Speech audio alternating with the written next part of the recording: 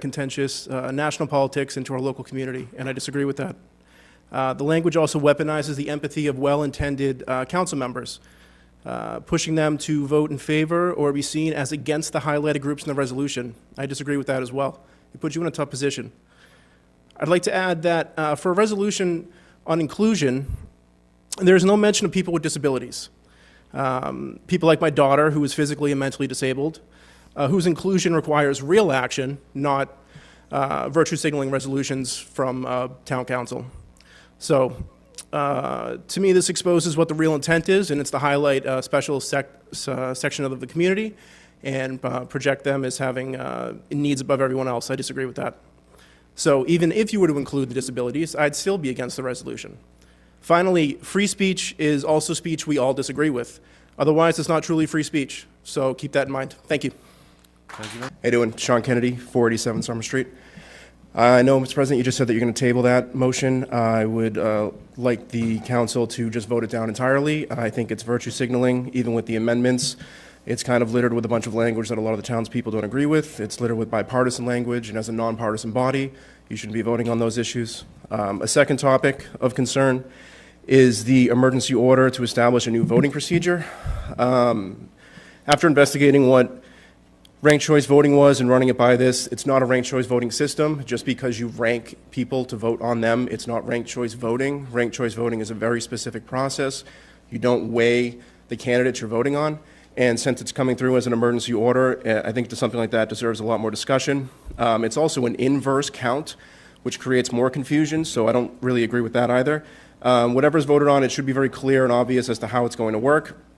If you want to do runoff votes, runoff rounds, things like that, that might make sense for the town, it might make sense for the council, but doing it this way, instituting something that really isn't what it claims to be, I don't think is something that we should be implementing. So with that said, I appreciate you having me up to speak. I took your advice, Mr. President, and I'm going to be running for District 3 to be involved, so thank you. Good evening, Bridgewater. Good evening, councilors. First, I'd like to also thank BTV. I think you guys have done a great job this week assisting our candidates, and we all appreciate the work you guys are doing to inform the public. We have quite the agenda tonight. One of the biggest issues I hear from residents in town is communication issues. I've spoken to a few councilors about this agenda this evening, and what I was told was that they had no idea this was even on the agenda until the public found out at the same time. The agenda is set by the council president, but on an issue this big, I'd like to think that our councilors are well informed on issues coming before the public before those decisions are made. So I think it's only courteous to the other councilors and to their constituents to let them know what's coming up on issues as big as the town override. On to the override. I feel for both sides on this. I have kids in the schools, and I'm also on a fixed income. I'm in a unique situation. But what I will say is that I'd like to see an audit at a minimum of the schools, if not the town as well. Massachusetts Department of Elementary and Secondary Education, also known as DESE, has found our special education department out of compliance multiple times in the last couple of years.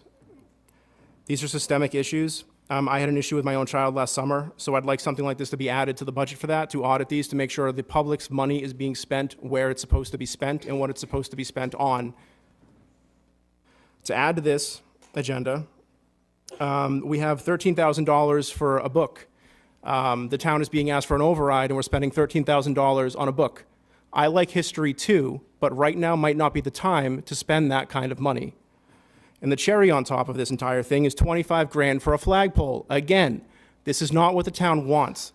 If you're asking us for an override, we don't want to be blowing money on projects like this. Spend the money appropriately. We have the First Amendment right to fly our flags and anything we want on our own property, and that's a good thing, and everyone should use that First Amendment right to do and say what they want. But it should be done on private property, and spending tax money on this is ridiculous. Ultimately here, communication is key. I think we should also have a 5-year budget laid out here so that we know where this money is going to go over the next few years, so the next 40 positions the school asks for are not sending us into another fiscal situation. I want residents to stay informed. Doing things the way that we're doing isn't working. I'm also running for Town Council District 3, so anyone that wants to vote for me, I'd appreciate your support. Thank you all for listening. Good evening, Bridgewater. Good evening, councilors. This evening, a request was made to audit, a forensic audit for the town by a council member earlier in the week. That was denied. I think that kind of highlights an issue that we have in our town government. So as a citizen, I'd also like to say that we also need a forensic audit if we're going to be asking people to up their taxes, millions of dollars, going into the next fiscal year. People want to know where their money's going. They want to know that it's being spent appropriately. It will gain some trust with the people, and that's what a lot of people have been asking me about as I've been running. I also hope that with the way our town rules and procedures run, that with a new board we can reform the rules so that we can ensure that items brought by councilors are actually put on the agenda. Right now, that is kind of the availability to gatekeep the agenda is at the president's level. I spoke with a counselor about this earlier in the week, and again, I'd like to see that, you know, as we're voted on, as we vote in representatives, representatives can bring any item that they want to be seen by the council itself to be voted on. I think that's only fair. If you voted on by the people. As for the override, I spoke with the Budget and Finance. I spoke last meeting on this.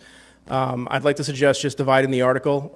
If it's too high of a number, just divide it, vote on the 4 big items individually, bring it back to the council, and take a final vote on it. I think that's something you can do within Robert's Rules of Order. It looks like it might be a good idea to get the number down. And I also want to thank the Finance Committee for rejecting the $25,000 flagpole proposal. I think it was the right call, regardless of the politics surrounding the flag issues. Asking residents to pay $25,000 for a project like this while also asking for an override is just sending the wrong message to everyone in town. So to close this out, I'm running for Town Council District 3. I'm elected. I would like to see more transparency, better communication, and just generally responsible budgeting. I do think we need a forensic audit and a review of the charter and council rules as well to ensure that we're running this as efficiently as possible. I want to make sure that all councilors and the public have a fair voice and their voices are being heard. And we need to really work on restoring trust in Bridgewater's town government as a whole. So thank you all. I'd appreciate it. I got 2 things. The first is I think Councilor McGrath brought up some very valid points over not having information, which were voiced by multiple council members, not having enough information to vote on these. It's questionable whether or not that violates the charter. I think it's section 2-3, 6-3. The school committee not having that budget available in the line items to go in depth, it's too generalized. And I'd also like to comment that Councilor Ellenberg's motion to invoke the charter 2-7C did appear to be in order. The first reading was the previous meeting, but an adoption is the first vote, and tonight was the first vote. So that would have been in order to invoke that and delay it. Not following the charter opens the town up to legal complications and violating Mass General Law, which is concerning. So adoption is clearly defined in Robert's Rules of Order. It's the vote. The vote was tonight, not the first reading. So those are concerning issues that we have after spending all this time this evening doing all of this. So I just wanted to bring those issues up. And thank you all for serving this year. I appreciate it. The townspeople appreciate it. It's a lot of work. You're not paid. You're volunteering. As much as some of us may disagree on things, I think you've all tried to do the best job you can, and I think the townspeople do appreciate that. So thank you all. Have a good night. Thank you, Sean.